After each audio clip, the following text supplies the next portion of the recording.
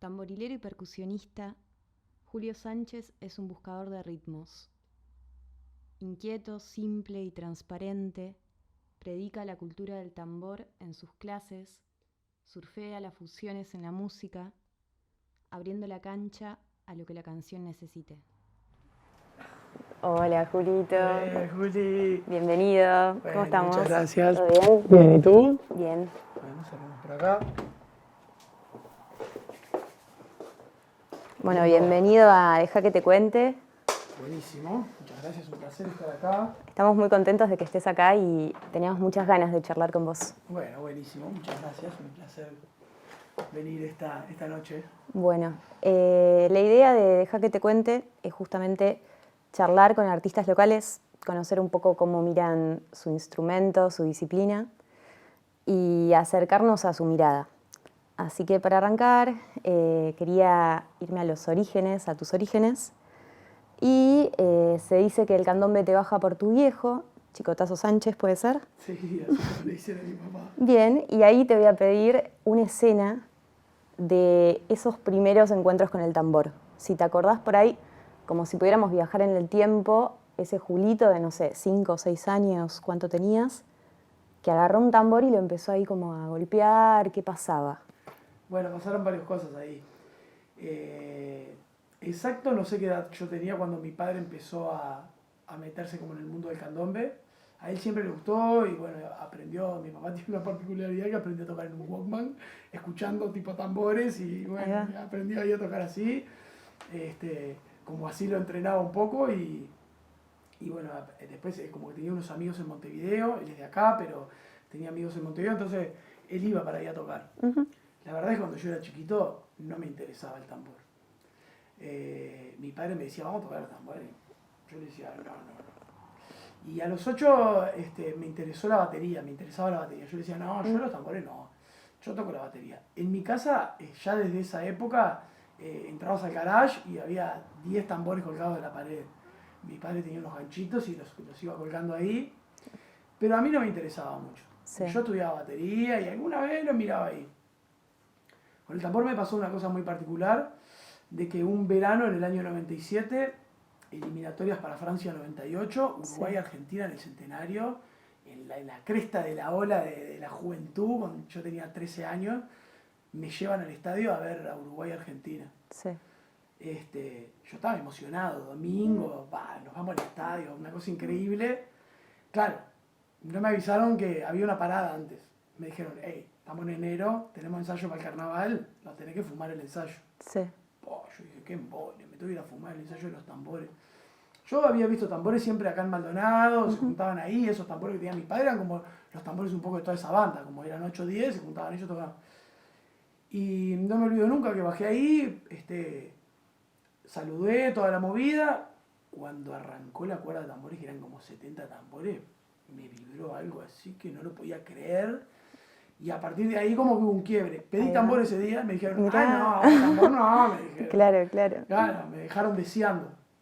Al otro domingo pedí para llevar un tambor, fui con el tambor. Me tiraron un poquito para el costado. Sí. Estuvo bueno, ese año mi padre salía con Canela, con Julio Sosa Piel Canela, que es un bailarín. Tremendo referente. Referente del candombe. Y me acuerdo clarito que toqué en la última fila sin saber tocar absolutamente nada. Algo de maña me daba, pero... Y vino y me dijo, ¿sos nuevito vos, no? Me dijo Julio. ¿Te dijo Canela? Sí, le dije, qué tiempos de venir, me dijo, ahora en mitad de enero. Y quedó por esa. Terminó el ensayo, fui y le dije a mi padre, Sí. me dice, no, veníamos a hablar con Julio. Y al final, bueno, fuimos a saludarlo, me lo presentó. Julio me dijo, no, tú sos... A mi padre ahí le decían el guana. Mira. Sí, y bueno, y me dijo, no, vos sos hijo de Iguana, tranquilo, que acá tenés un lugar. Y ese año empecé a salir, a los 10, 15 días, increíble, hice desfile de 18 de carnaval, y a los 10 días más salí en llamada por primera vez. Y bueno, a partir de ahí arrancó como un periplo con el tambor que hasta el día de hoy, acá seguimos cargando tambores. Bien, me encanta que los hayas traído y un poco la idea era, para el que está del otro lado y no sabe nada del candombe, si nos podés como mostrar un poquitito, explicarnos como el ABC de los 3 tipos de tambores y los 3 tipos de toques madre. Bien. Bueno, los 3 tambores tienen como hoy definido un nombre cada uno. Chico, repique, que chico es el tambor más chico y más agudo, repique el tambor intermedio y piano el tambor más grave. Ellos 3, cada uno tiene como un ritmo diferente, un ostinato, lo que podríamos decir, y se conjugan los 3 con un cuarto ritmo que es la clave. Se usa la clave 3-2, que es muy parecida a la clave cubana, que a veces la usan 2-3 también. Hay hasta algunas teorías de que en alguna época vinieron unos cubanos en los 60 y tocaban esa clave como para simplificar algunas otras claves que hay dentro del candombe, que no vamos a entrar un poco en detalle en eso. Y después, bueno, cada uno como que tiene algún patrón. En principio, como el tambor chico, bueno, se tocaría con un palo y una mano. Este es un tambor de candombe, después los otros tambores que tenemos son tambores cubanos acá. El chico, todos los tambores se tocan con un palo en la mano hábil y la mano. El patrón que hace el chico es como bastante simple. Para el que entiende de música, toca como segunda, tercera y cuarta semicorchea. Es como algo bastante particular que tiene el candombe, la acentuación en ese tiempo débil de la música. Y bueno, y a partir de ahí se genera un poco la frase del repique, que viene un poco de ahí. 1, 2, 3, 4. 1, 2, 3, 4. Y todo esto con la clave, ¿no? Que es como que estaría siempre sonando. El repique un poco es como el tambor que, por más de que lleva su base, tiene como un rol de poder improvisar dentro del candombe. Y después entra el piano, que es como el tambor más grave, que acá lo vamos a hacer como en una conga de estas. Dale. Que acá es donde empieza un poco a entrar eso que me decías, que se ve que estudiaste, sobre los toques madre del candombe. Sí. Y bueno, y ahí entramos como en diferentes bases. Podemos entrar un poco en la base como de Barrio Sur, que ahí tiene como determinadas variantes. Variantes ahí, y después podemos ver como el barrio Ancina, que ya se toca ahí también con la diferencia de los 3 ritmos, entra como la diferencia de velocidades, la cadencia y lo más lento es como toda esa rama del Barrio Sur, todo lo que viene de la antigua Morenada, el conventillo Medio Mundo, con el cacique Juan Ángel Silva, que tocan un poco más como lo que se llama candombe más lento, algunos le llaman milongón, aunque el milongón hoy hay mucho más información como que sería otra cosa. Y se toca como en esa base. Luego, cuando nos vamos a Ancina, la velocidad ya empieza a cambiar, el toque ya es un poco más guerrero, no es tan cadencioso. Y ahí entra como otra frase en el piano. Hoy se toca mucho esto. Y bueno, y ahí los pianos tienen como algunas otras libertades de poder repicar como un compás entero. Empieza como hay como cierta conversación en los pianos. Un piano repica, el otro le repica arriba y el otro le repica después. Y como hay unas ciertas contestaciones, o entre dos, uno y uno. Siempre todo el tiempo tocando como la base.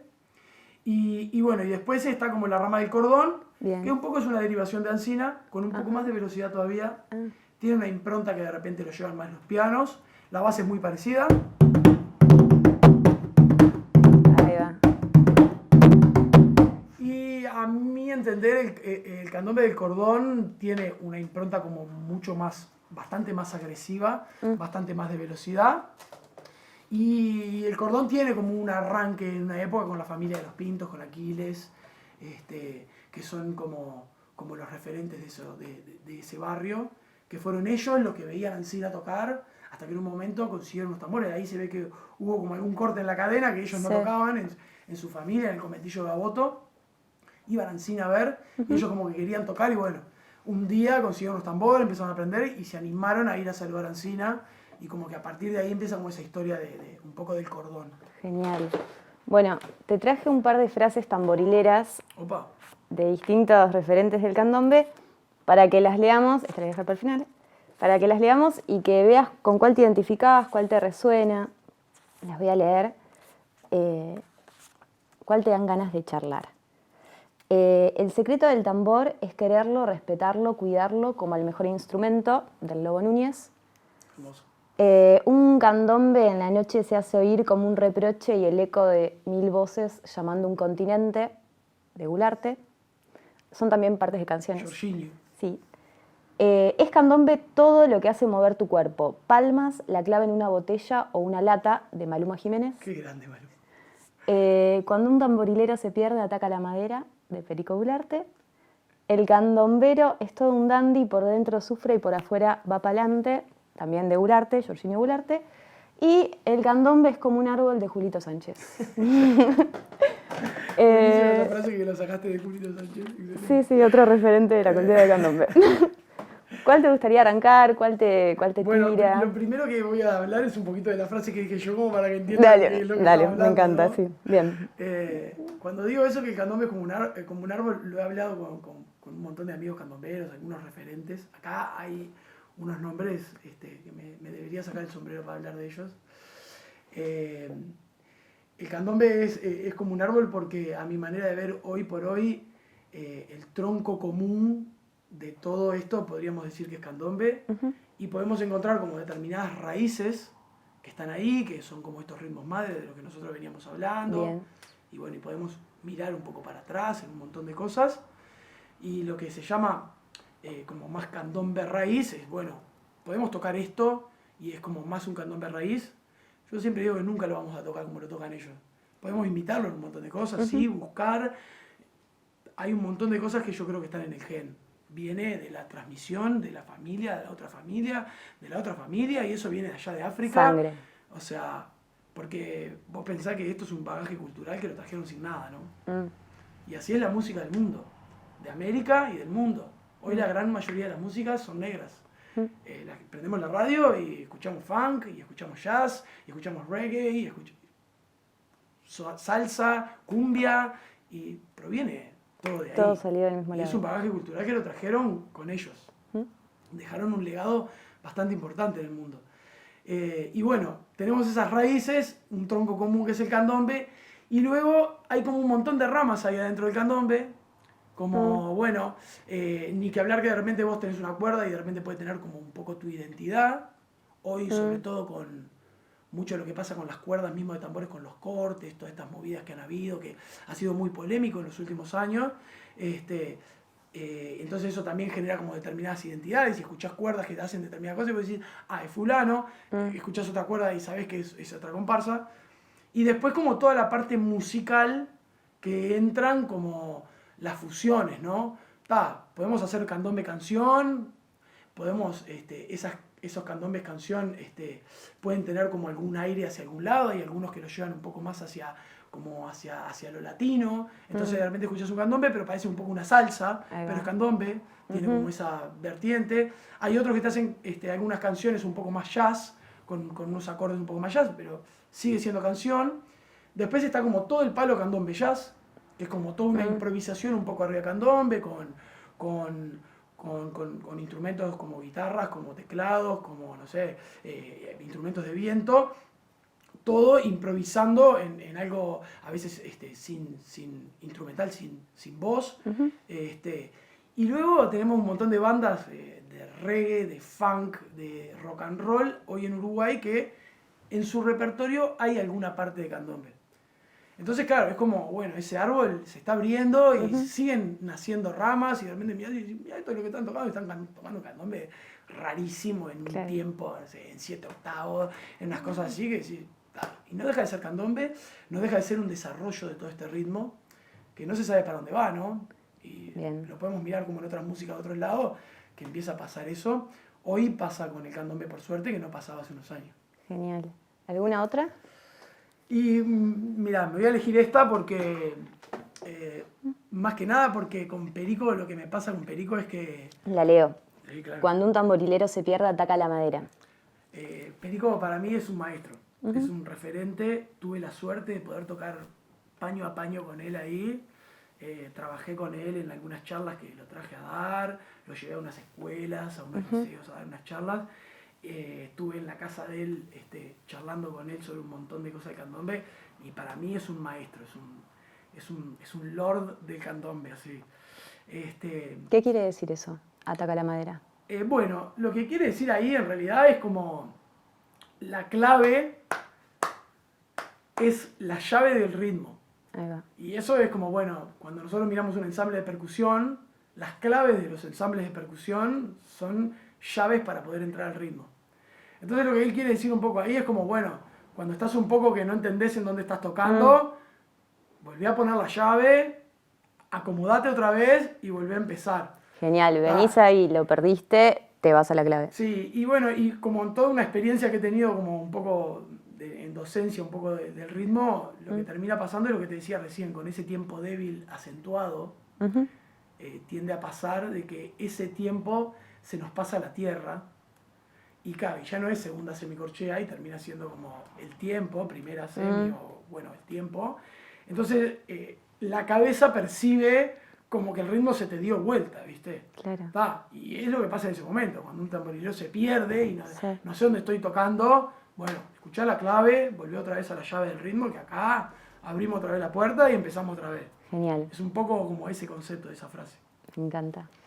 Bueno, nos vamos a otras tarjetitas que tienen que ver con referentes. Como sé que tenés muchos referentes, traje como una lista de nombres, un poco para conocer más a vos y a qué te gusta, pero también para el que está del otro lado pueda tomar nota. Porque quizás alguien que está viendo esto quiere decir, che, me quiero meter en el universo del tambor, tipo, me meto con alguno de estos personajes. Hay de todo, del candombe, de la percusión, de ritmos latinos. Acá hay data robada, ¿eh? Así que me estuvieron preguntando alguna cosa de mentira. elegite si querés 2 o 3 y... ¿Y hablamos sobre ellos? ¿Qué te gusta? ¿Qué te influenció de ellos? ¿Qué momento? Voy a elegir a él. Voy a elegir a él. Acá hay algo más que no es candombe, ¿no? Total, sí, hay otras cosas. Hay otras cosas. Sí. ¿Qué momento? Me queda uno. Voy a elegir a este. Si querés uno más también, ¿eh? Sí, puede ser uno más. Sí, uno más, sí. Así. Elijo estos 4. Bien, ¿los querés leer? Sí, claro. Elegí a Lobo Núñez, Bien. Wellington Suárez, Federico Blois y Lenine. Divino. Bien, ¿quiénes son estos señores para vos? Bueno, el Lobo Núñez es un referente del candombe a nivel mundial, yo creo. El Lobo fue el que le empezó a enseñar un poco a los músicos del Uruguay a tocar el candombe. Hugo, como toda esa corriente de esos años, Hugo Fatoruso, el hermano Osvaldo, y me imagino que un montón de músicos más de esa camada, pero ellos son como bastante referentes y el Lobo siempre estuvo ahí, desde esos inicios como un poco, o por lo menos eso es lo que cuenta Hugo en algunas entrevistas, no lo conozco personalmente, al Lobo sí lo conozco personalmente, también tuve la suerte de poder trabajar con él en algunas cosas, tuve la suerte de entrar a un pseudo museo que tiene en su casa, que es una piecita donde hay data, no puedes creer, me sacó un cuaderno así enorme, un libro gigante así, con recortes de diario de 1825, de 1850, de 1910, tipo una foto que te querías quedar a vivir ahí adentro, querías que te cerrara la puerta y que te tragara el mundo, ya está, se terminó, quiero quedarme acá. Y en algún punto también lo elijo acá porque hay acá como dos corrientes de mi generación. El Lobo es más grande que yo, pero es un luchador de las raíces del candombe. Y eso está buenísimo. Yo soy hijo de la evolución, ¿no? Como, bueno, yo aprendí a tocar el tambor ya con los cortes, con tocando el parche de nylon, hoy se volvió a la lonja. Claro. Yo soy hijo de otra cosa. Pero cuando escucho al Lobo, en esa rebeldía que él tiene de cuidar esa raíz y de no dejar que se vaya, sí, me parece que está buenísimo que haya una persona que lo haga. No soy yo. Total, yo puedo decir, sí, hay que cuidar las raíces, pero yo soy hijo de otra cosa y después me pongo a tocar y fusiono el candombe con un montón de otras cosas y lo hacemos un poco pedazo, por decirlo de una manera.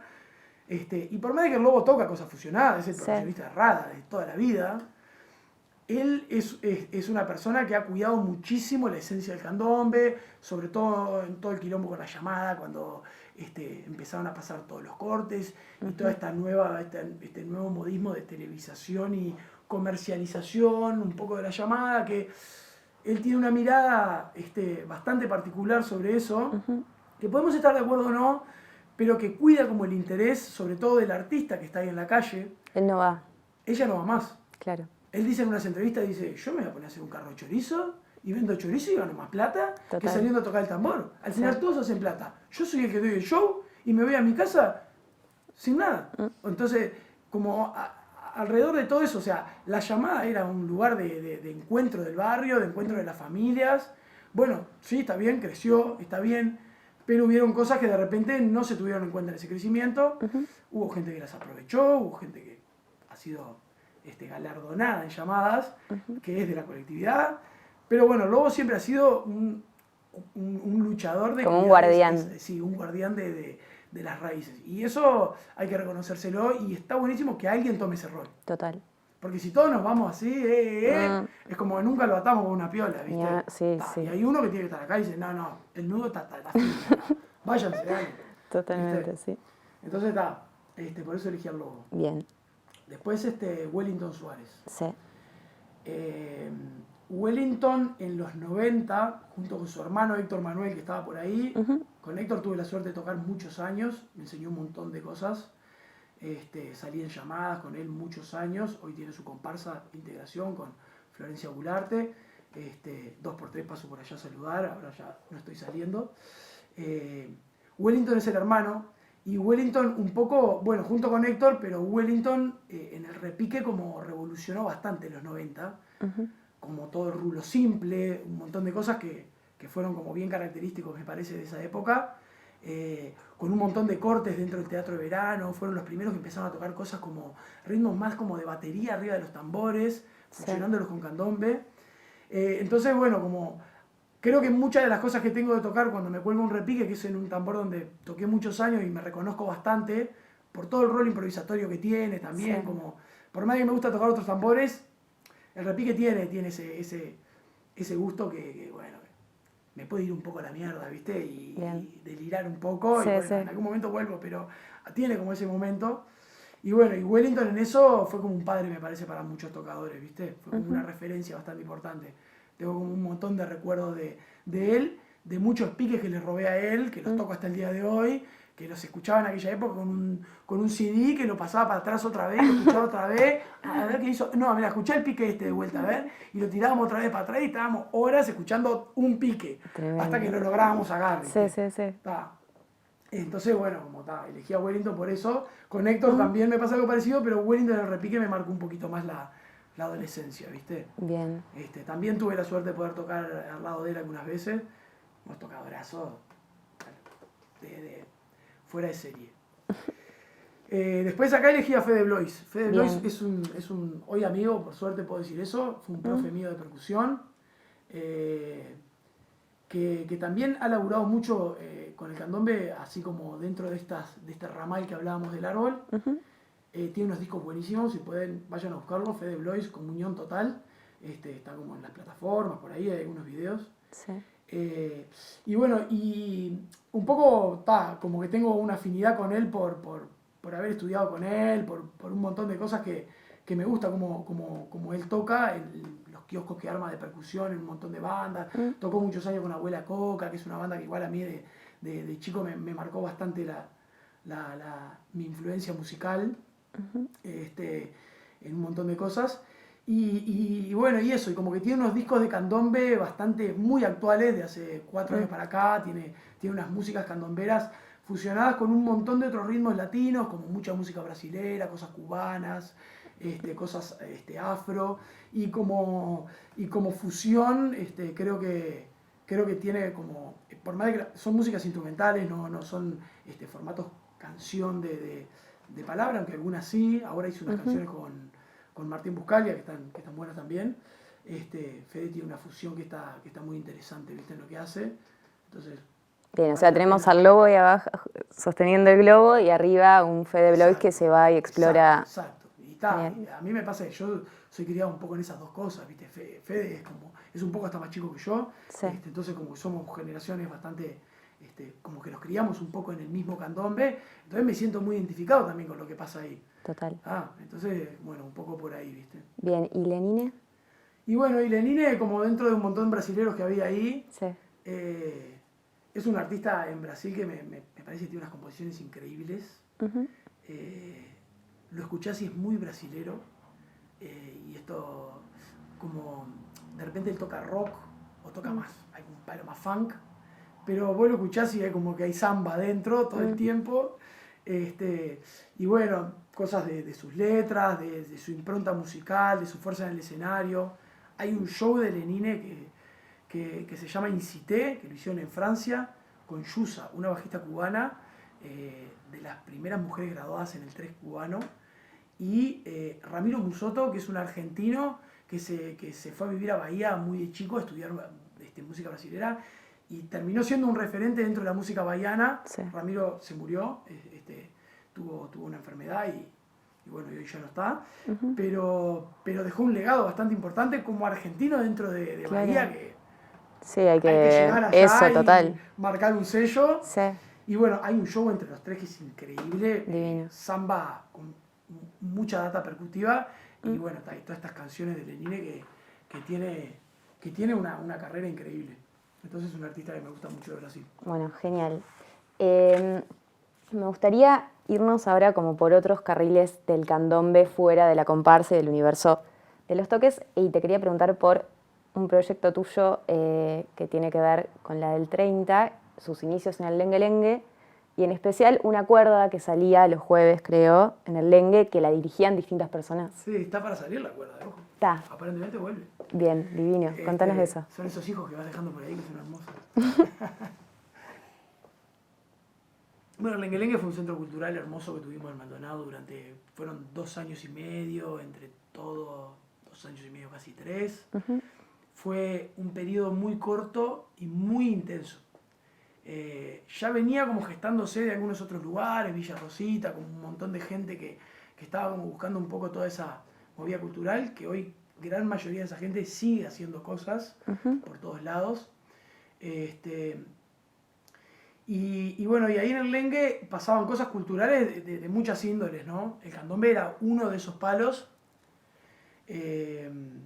Ahí empezamos a hacer unos talleres con Damián Tabeira, con quien trabajamos muchos años desde el tambor, haciendo talleres en escuelas, en liceo. Teníamos un proyecto que se llamaba Malungo, que fuimos a un montón de escuelas públicas, liceos, tratando de transmitir un poco esto.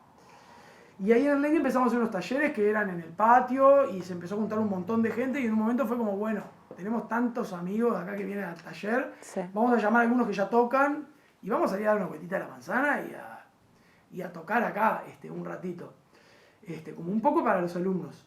Bueno, empezó a suscitarse eso como algo bastante pequeño. Igual ya de pique éramos como 15, 20, porque entre los alumnos que eran un montón. Claro. Nosotros, más 4, 5, 6 amigos que vinieron, ya eran como 20 de una, ¿viste? Sí. Salimos, dábamos una vueltita, se empezó a juntar un poco de gente. El tambor tiene esa habilidad que empezás a tocar y la gente se arrima, llama. Es como el tambor llama. Por Totalmente. algo son las llamadas, por algo los tambores se llaman entre ellos, por algo ha sido una comunicación desde los inicios del tambor, siempre sirvió para comunicarse, desde las épocas de la guerra. Total. Estamos llegando, y venían con los bombos, boom, boom, boom. El tambor llama. Y bueno, se empezó a juntar gente, entonces como estábamos en el centro cultural dijimos, hey, vamos a aprovechar un poco esto, traemos un cantautor, lo ponemos en el escenario del centro cultural, y entre nosotros que tocamos armamos una cuerdita, algunos invitados que se empiezan a subir, empezamos a traer un montón de músicos así, cantautores, de candombe, algunos que no eran tan candomberos, que venían y se adaptaban al formato y tocaban sus canciones medias candombeadas. En esa época vino mucho tiempo Wilson Rodríguez, un referente también del candombe. Sí. Y bueno, eso duró como un par de años, estuvo buenísimo, hasta que en un momento, un día, salíamos a tocar a la calle, la cuerda la armaba yo. También me digo que nunca le interesó mucho eso. Yo igual en eso como que tengo un poco de formación de hacer esas cosas, como por hacerlas. Bueno, armaba la cuerda, la dirigía un poco. Salíamos como tocando candombe sur porque era lo que habíamos enseñado al taller. Yo creo que es como un poco el candombe un poco más simple para empezar a tocar, aparte de la cadencia más lento, entonces tocábamos eso. Y bueno, un día empezaron a caer tocadores, tamborileros, y un día llegamos y había 60 tambores, era como, ¿qué pasó acá? Claro. ¿Cómo se corrió tanto esta bola? Sí. Y bueno, y ahí, luego de esa cuerda, luego todo el toque, nos quedábamos ahí conversando, tomando algo, y siempre esa tertulia de, bueno, y acá que pasó esto, y que allá sonó así, y vos que me pusiste en esta punta. Y un día un poco como así, como jugando, le dije a uno, bueno, entonces el jueves que viene la dirigí vos, si tenés tanto para decir. Claro. No, me dijo. Y como que vos quedó y bueno, entonces, si lo dirigís, Total. Claro. Mozzarella, ¿no? Pero ahí nos generó como eso de, bueno, ¿y si empezamos a probar esto? ¿Por qué no? Porque está buenísimo, o sea, el que viene dirige, pone su forma de armar, pone su forma de dirigir, es como un director de orquesta en algún punto. Total, y vas conociendo distintas identidades, como Exacto. Pluralidad. Y el que de repente nunca lo hizo, tiene la oportunidad de hacerlo. Entonces empezamos a hablar con uno, al otro, un montón de gente le interesaba, y ese formato quedó como establecido. Es algo que no sé si pasó en algún lado. Yo a veces se lo cuento a algunos candomberos y me dicen, ¿en serio hacen eso? Es como una cosa hermoso. Pero es hermoso, porque al final es eso, es plural, y bueno, cada uno viene y demuestra. Y si tenés algo para decir, tenés algo para criticar, ok, Total. anotalo, vení el jueves que viene, lo ponés ahí adelante de todas estas personas, que hay como 100 personas, y le dirigimos, sos el director de la orquesta. Totalmente. Hay una frase de Mayakovsky, que es un escritor ruso, que dice, no hay arte revolucionario sin forma revolucionaria. Y como que esto es un cambio en la forma. Claro. O sea, bueno, ya no dirige solo una persona, sino vamos a ir rotando el director y enriquece, la cultura se va como multiplicando. Exacto. Está divino. Y vas experimentando también, porque una cosa es estar de un lado del mostrador y otra cosa es del otro lado del mostrador. Son dos cosas bien distintas. Bueno, a partir de ahí se empezó a generar eso y lo que pasó fue que cerramos el centro cultural. Ya no se podía sostener, era una historia. Yo en ese momento no estaba en Uruguay, estábamos en Río de Janeiro con Damián, justo los que habíamos arrancado la movida no estábamos. Bien. Se cerraba el centro cultural, el tambor seguía saliendo, la gente no quería dejar de venir. Claro. Yo llamaba allá y le decía, che, mantengan el tambor que ya tenemos una idea para cuando llegamos, no sé qué. Y el tambor siguió saliendo en la misma esquina, el centro cultural se había cerrado, pero el tambor se juntaba en la esquina y seguía saliendo. Y bueno, y ahí fue como esa idea de decir, bueno, entre todos los músicos que estamos en el colectivo, armemos una banda. Surgió la del 30, nos fuimos a un bar, que es en un barrio como que nos acunó a todos, un poco nos criamos, un poco ahí cerca, todos. Nos fuimos para ahí, a ese bar, y la cuerda la llevamos para ahí. Entonces sacábamos la cuerda, y luego de la cuerda, en vez de agitar como eso de cantautores, bueno, éramos nosotros que armábamos la banda. Y eso empezó a generarse con un suceso, tipo, la cuerda siguió saliendo, rotando quienes dirigían, después en un momento empezó a rotarse lo que se tocaba, venía uno y dirigía para Encina, otro dirigía para el sur, otro dirigía para Cordón, y empezó a rotar como la forma que se tocaba cada jueves, quién dirigía cada jueves. Y bueno, y la gente se quedaba ahí, claro, terminaban los tambores, se quedaban remanija, y se armaban unos bailes ahí adentro, era increíble. Increíble, promedio, no sé, 100, 120 personas los jueves en Maldonado, que es un pueblo re chico. O sea, fue una movida re linda que después nos fuimos a otro bar y a otro bar y a otro bar, y eso duró como 4 años, 5 años. Un poco ya antes de toda esta movida de la pandemia ya se había caído un poco el ciclo, como esa continuidad de todos los jueves. Cansancio también en el equipo de que laburaba, cansancio en el público, que igual tampoco era que se renovaba tanto por más de que tocaba. Y bueno, desde ahí fue que nació la banda. Luego de un montón de proyectos y un montón de cosas que pasaron en la banda y toques, porque la banda siempre tocó músicas, como quien dice, covers, estándares del candombe del Uruguay, fue que empezó como un proceso de creación. Solicitamos un fondo, lo ganamos y bueno, pudimos ir a grabar a Sondor, que es un estudio bastante mítico acá en Uruguay, sobre todo del candombe. Y bueno, y grabamos un disco que está en las plataformas, ahí lo pueden buscar, que es bastante representativo de todo ese ciclo, de todos esos años. Tiene músicas de composición de la banda y después tiene algunos estándares y cierra todo el disco. Bueno, dentro también, perdón, se me olvidó, hay poesía de Julián Quintana, que es un gramillero, un personaje que tenemos acá en la vuelta del candombe, que siempre vino durante todo el ciclo. Y como era medio jam, porque tocaba la banda, pero era jam, era abierto, se subían músicos a tocar, él se subía a recitar sus poesías con la banda sonando y eso pasó siempre. eso también está plasmado en el disco. Genial. Y cierra el disco con esta cuerda del Lengue Lengue, tocando como Candombe del Sur y tocando Candombe Alsina, en un track con un recitado de Julián. Entonces es un disco que está como bastante rico y que nosotros creemos que engloba lo que pasó durante todos esos años en ese ciclo. Hoy la banda sigue tocando como con otra impronta un poco, pero bueno, todo eso fue un ciclo, la verdad que de un montón de años, una gestación cultural bastante interesante. Divina. Hablando de discos, también hiciste un disco con La Quema, La Sí. Quema Tutti, querida Quema Tutti. De La Quema, bueno, podríamos estar hablando 1000 horas, Sí, voy a empezar a acelerar, pero de La Quema me gustaría preguntarte qué es Guateque. ¿Qué es guateque? Buenísimo. Porque nosotros también lo denominamos guateque. Guateque es una palabra que viene de un poco de Centroamérica y que lo que significa es como nos juntamos de fiesta a comer, a tomar, a bailar, a cantar, a fumar. Y eso fue lo que fue La Quema Tutti siempre. Como en sus inicios, es lo que proponían sus fiestas, es un poco lo que proponen sus músicas. Y bueno, y así empezó porque éramos una banda de asado. Nos juntábamos por más de que nos juntábamos a hacer una banda, en los primeros ensayos de La Quema Tutti nunca faltó el vino tinto y un chori en la parrilla. Genial. Bueno, Juli, para irnos te quería traer un fragmento de La Bomba H de Gularte que dice: me estoy preguntando si mis tambores se oyen, y la pregunta es a vos, ¿dónde te gustaría que se oigan tus tambores? ¿O dónde sentís que es necesario que se escuche el tambor hoy en la sociedad? Bueno, por suerte hoy el tambor como el candombe, el tambor de candombe se escucha en muchos lados. Tiene un furor bastante interesante en el mundo entero, me parece, en diferentes lugares. Ha trascendido el Uruguay, por suerte, y los músicos que tocan candombe también son reconocidos y andan por ahí girando muchas veces con muchos formatos bien distintos, ¿no? De repente como cosas canción, como cosas más jazz o como de repente F5 que hace cuerda de tambores y un DJ electrónico, ¿viste?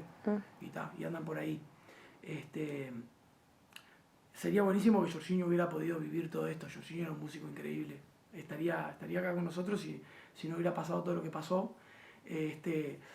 Pero creo que llegó. Hoy el tambor se escucha en muchos lugares de muchas maneras diferentes, como en formato comparsa y entonces estos formatos que hablábamos. Así que yo, como candombero desde niño, me pone súper contento.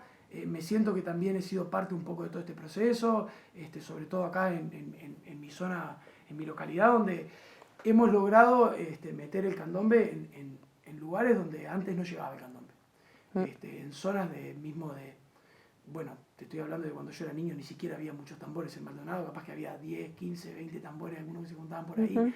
Y hoy hay un montón de comparsas, un montón de gente que curte candombe. Y bueno, estamos acá en la barra hablando de candombe, el otro día tocamos en Manantiales, hemos tocado en festivales en Punta del Este. Y bueno, creo que ese es el logro más hermoso. Sería hermoso poder girar un poco más por ahí afuera también con estas movidas que tenemos. Pero creo que un poco en algún punto la meta está alcanzada, ¿viste? Bien. El candombe llegó. Bien, gracias. Muchas gracias, Julio. Por favor, gracias a ti. Divino esto que están haciendo, darle un poco de difusión a lo que pasa a nivel local, que a veces eso no pasa tanto. Hay poca gente que está ahí como atendiendo a lo que pasa. Y bueno, creo que es importante seguir dando manija y que esto siga creciendo. Total. Somos un lugar muy chiquito, con poca gente, pero creo que hay como un montón de cultura y un montón de gente que valora todas estas cosas, entonces hay que seguir dejando semillas. Sí, totalmente.